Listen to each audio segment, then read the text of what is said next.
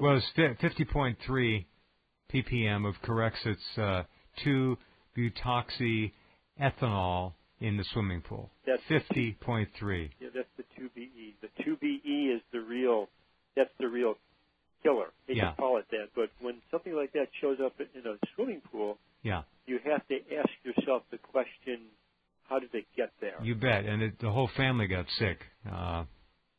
This is bad. Well, what it points to is unless that guy is a part-time Corexit salesman and he somehow mixes it in his garage and it migrated over to the pool area, somehow that got there. When a highly toxic, potentially carcinogenic chemical like this ends up in a swimming pool, all you can do is ask yourself the question: is this dropped down by rainwater? And if it is dropped down by rainwater, just like the phenomenon of acid rain, we all know what acid rain is, and so in a sense, the Gulf of Mexico is producing its own type of acid rain phenomenon, and I'm talking about the cycle.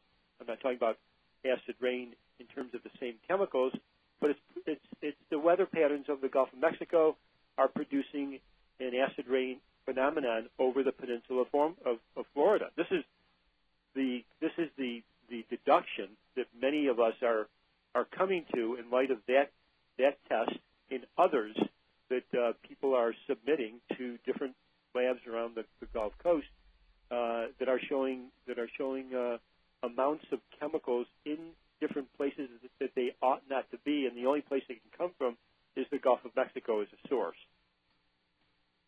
Now, there's another story that is quite concerning, and it has to do with 2BE as well. Bob Naiman, the analytical chemist. I spoke to him today. The water that he's using is sent from our friends down at Naples, Bonita Springs area, testing the waters. They're taking samples, sending them to Bob.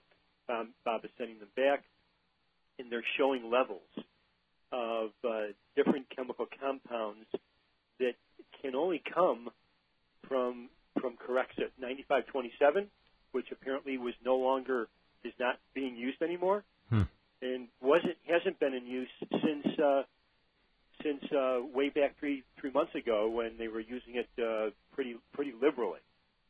So when chemical constituents show up in the water that indicate that 9527,